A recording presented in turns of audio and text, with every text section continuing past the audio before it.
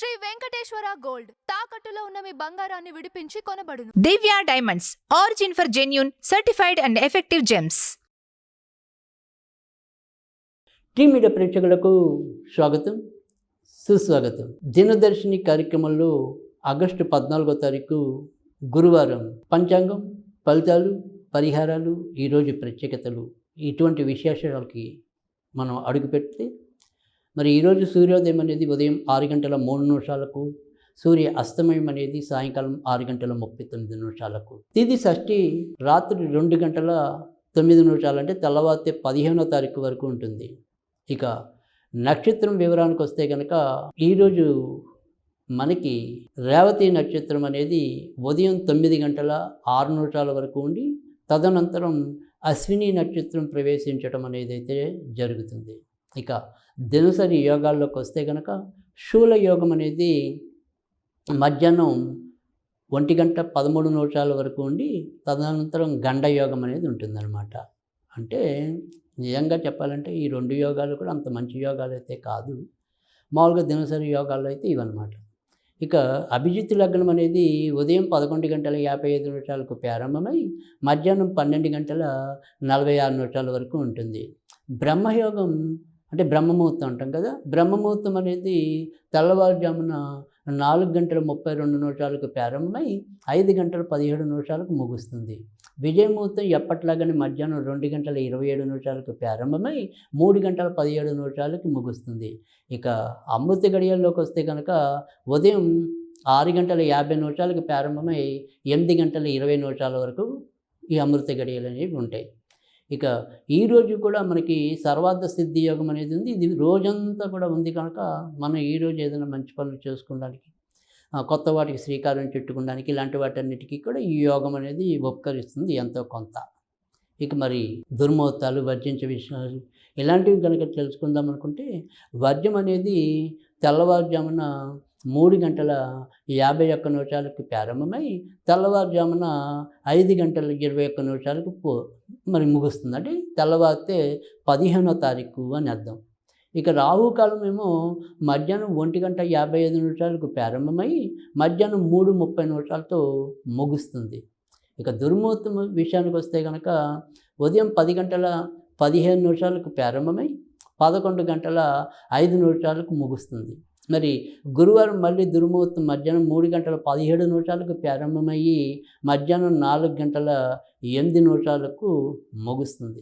ఇక మరి ఈరోజు తారాబలం ఎవరెవరికి అనుకూలం అనేది కనుక తెలుసుకుంటే, ఈరోజు మరి ఏదైతే రేవతి నక్షత్రం ఉందో అది ఉదయం 9:06 వరకే ఉంటుంది.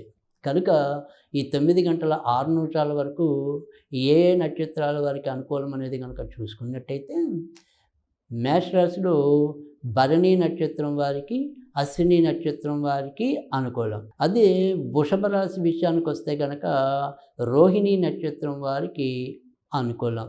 ఇక మిథున రాశి విషయానికి వస్తే కనుక ఆరుద్ర నక్షత్రం వారికి అనుకూలం. కర్కాటక రాశి విషయానికి వస్తే కనుక పుష్యమి నక్షత్రం వారికి అనుకూలం.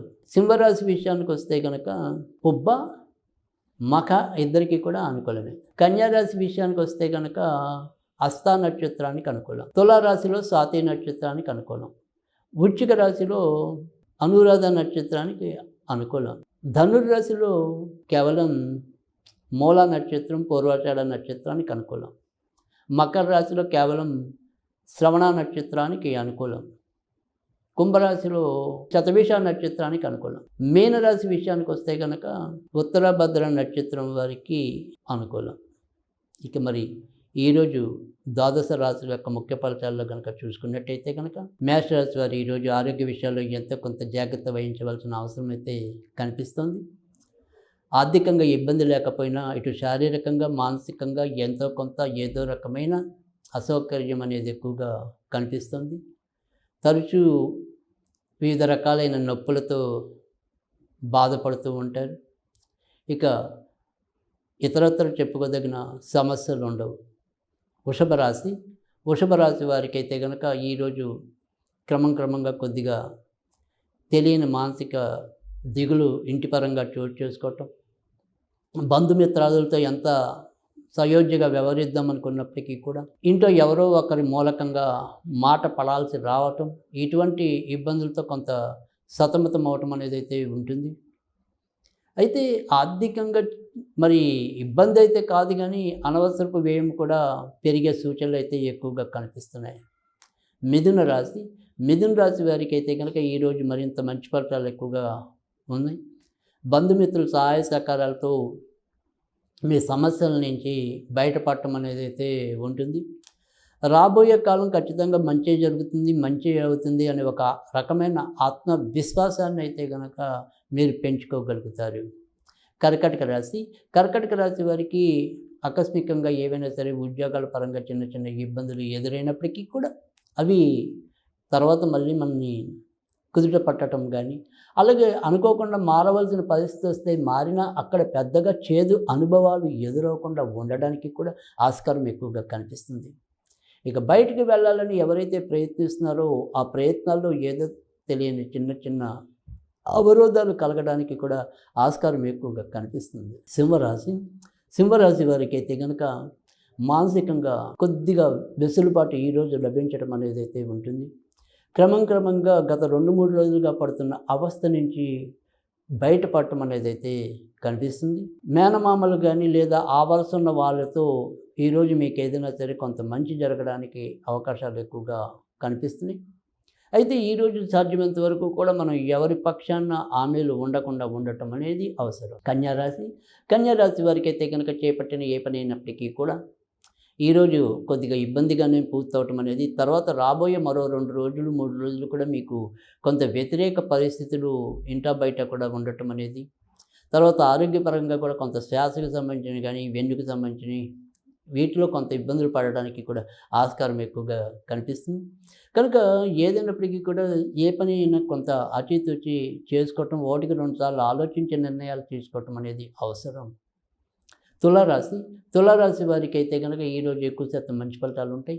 వీరే రెండు రకాల ఆలోచనలతో కొంతవరకు సతమతమైనప్పటికీ కూడా చేసే ఏ పని అయితే ఉంటుందో ఆ పని పట్ల మాత్రం కొద్దిగా శ్రద్ధతో చేయటం అనేది, ఎంతో కొంత విజేతలుగా నిలవటం అనేది అయితే కనిపిస్తుంది. వృశ్చిక రాశి వారు అయితే కనుక క్రమంగా వీరు కూడా ఎంతో కొంత ఈరోజు ఆనందాన్ని అయితే పొందగలుగుతారు.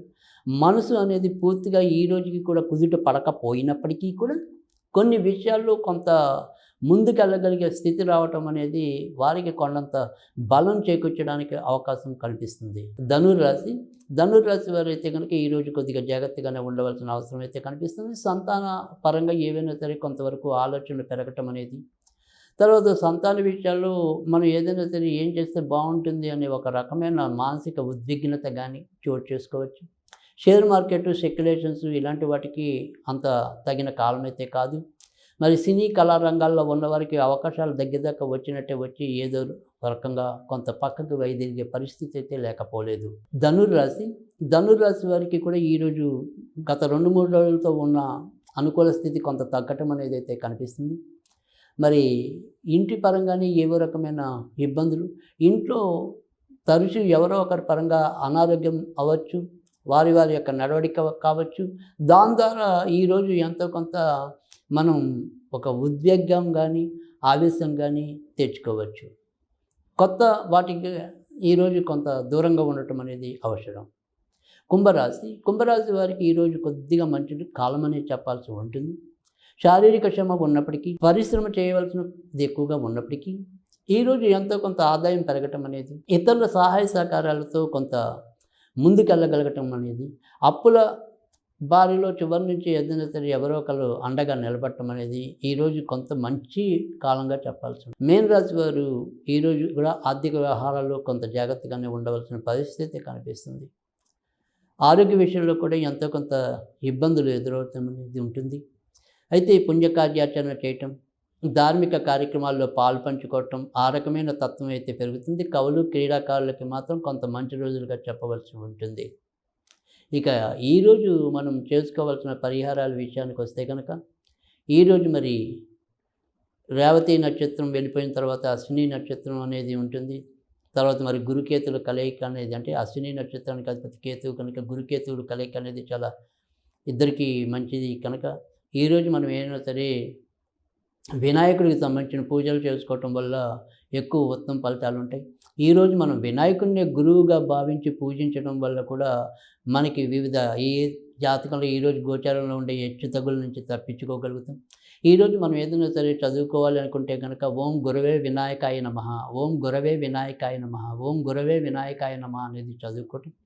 ఎక్కడైనా సరే వినాయకుల కోవిళ్ళలో లేదా మన ఇంటి అయినా సరే వినాయకుడికి ఏవైనా సరే నివేదనగా సమర్పించటం వల్ల కూడా మంచి ఫలితాలు రావటం అనేది అయితే ఉంటుంది.